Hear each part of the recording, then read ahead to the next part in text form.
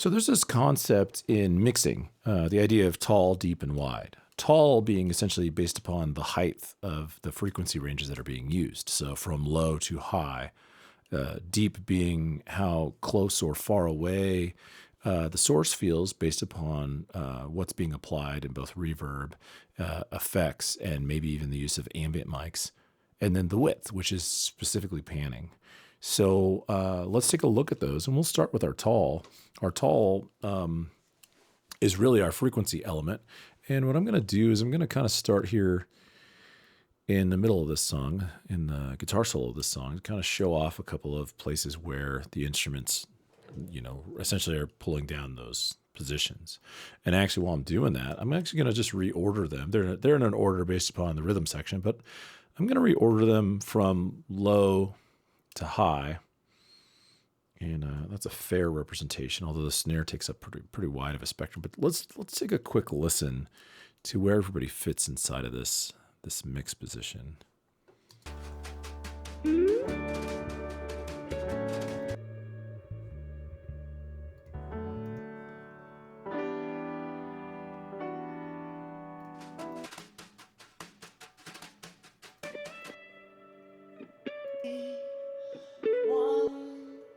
Wonderful feelings.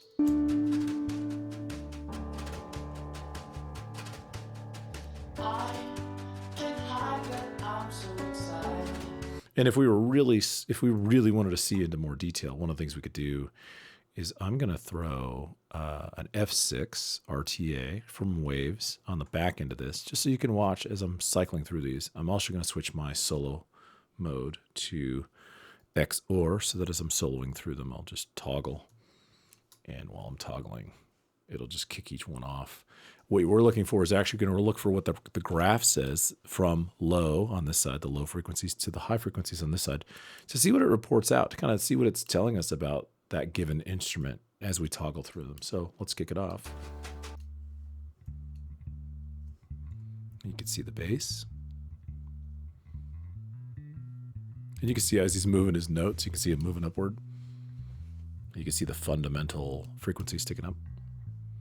And piano.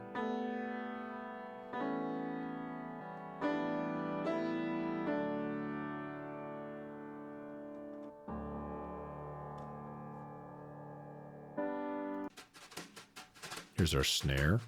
Notice our snare actually does have a lot of depth, but it's got a lot of focus because it's using brushes on the high end here.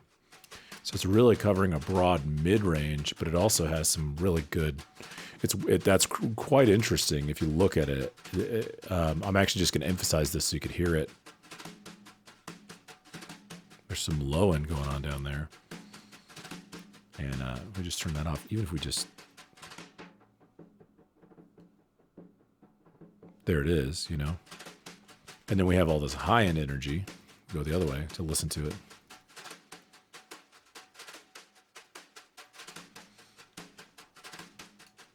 Now let's take a look at what's going on with the electric guitar.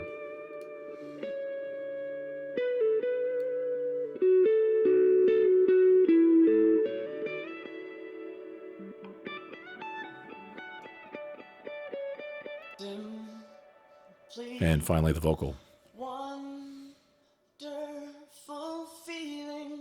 So with the vocal, we see it stepping through, but we also see it also have the highest frequencies available for us. Can hide that I'm so excited. So notice its range kind of ends here. So what we're looking to do is as we add these instruments, we want them to kind of fill those out. Actually, let me move my position from where I'm at in the song, just enough to kind of show this. Oops. If we slide over to the end of the song here. Let's bring in the bass. Actually, let's do this. I'm sorry. Let's switch to.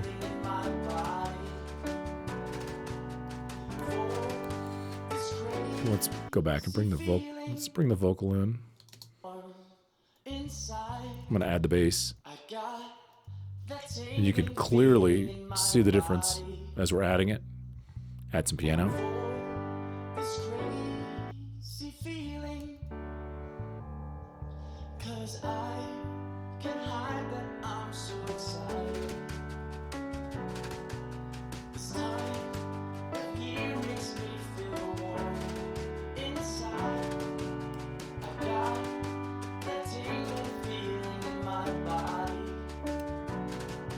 This crazy feeling. So now we're getting a really good, clear sense of the how tall.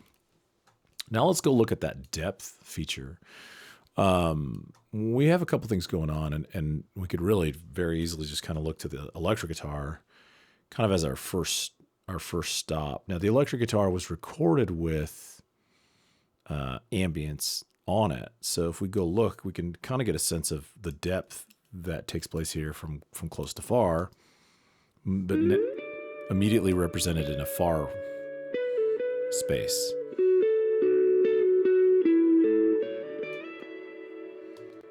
But let's say we kind of like notice there's this ambient thing that's going on. I have an ambient effect over here. So let's go shut some of this down.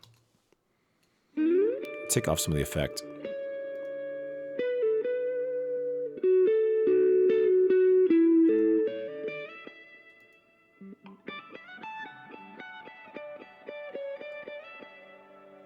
See how we can kind of slide that, in terms of depth by just taking some of that away.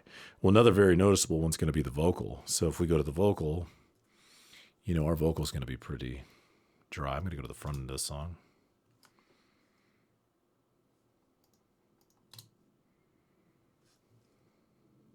You and me and a Christmas tree gives me that crazy feeling that I'm loving, baby. Drinks and laughs and all the photographs that make me wonder, do we look younger?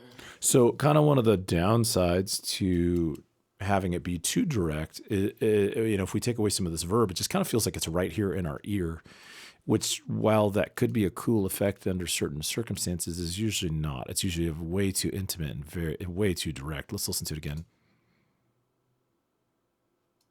You and me and our Christmas tree gives me that crazy feeling. So we're going to push that back. And by pushing it back, we also get to soften it quite a bit. If we go look at the snare, we're kind of looking at some of those same features. Let's see. I guess the question is really going to be how much room mic I printed directly to the snare. Let's go listen. And if we take off the compression's also designed to key out a little bit of the room.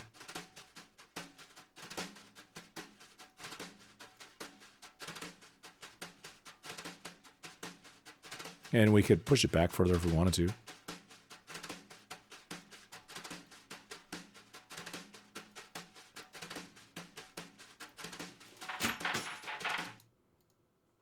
Notice we kind of get that feel and that vibe. And then what we'll also notice too is in that piece, we also have that depth that's applied. And that brings us to our panning, the width. The snare's, again, a good place to start. The mic placement on this was just a phenomenal situation where there's a top and bottom mic, but there's also a Glenn Johns overhead up top and off into the toms, and that makes the width on this feel really left-right, and it's just a single snare.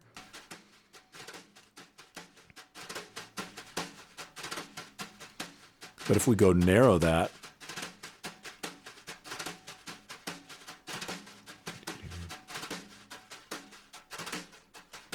if we could do it.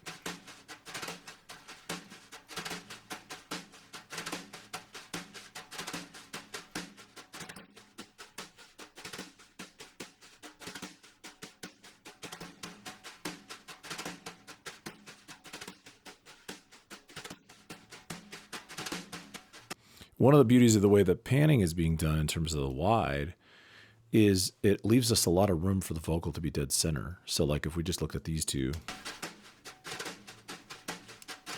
You and me and a Christmas tree gives me that crazy Look what happens as we bring this back in. that I'm loving, baby. Drinks It's kind of competing with it when it's in the middle. all the photographs that make me wonder. And what's great about this mix is that we really don't need a whole bunch else out to the sides to a certain degree, except for really the piano, a little bit of the guitar. The guitar's not going to be super wide because of the way that it was recorded, but bass is going to be down the middle. So we go look at bass. Bass is going right down the center. You can see it right here.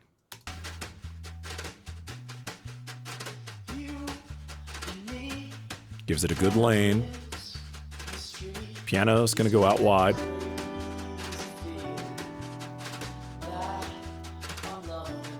We centered the piano.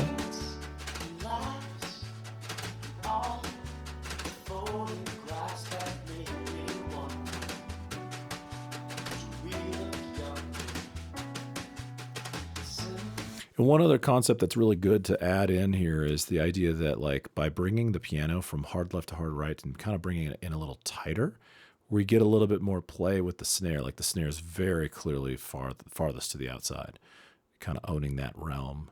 The other thing is that when the electric guitar comes in, and that's part of the reason that it was designed this way. Like, I'm actually the one playing guitar on this. The artist had asked me to play the whole thing, and I was like, I don't think it fits to just be there the whole time. Part of the reason was, as soon as I got in, I really had to either be mono to leave enough room for piano and snare, or if I came out left, right, I didn't have a good space to be in at all times. So that's kind of why the decision was made. Well, let's just do a little solo. We're going to drop in a few little spots. But like, even with those spots, we go look at a couple of these, like, just easy transitions that we're doing here. And go bring in that guitar. Same scenario. Let's look at the panners. What's happening with these panners and how wide do we need them? Oops.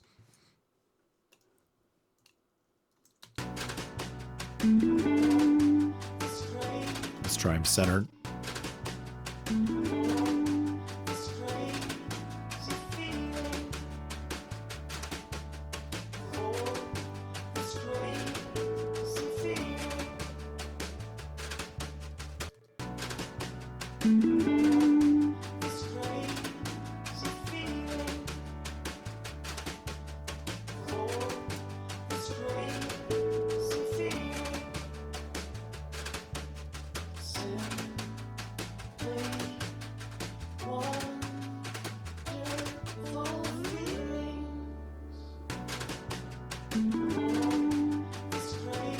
Yeah, you kind of notice it feels a lot better if it's just kind of brought in somewhere else. And so like, if we just look at that, there's right here we have a conglomerate of 3 different things going on that are wide stereo. And if we go back to just like this chorus feel, what works really great is in that wide element.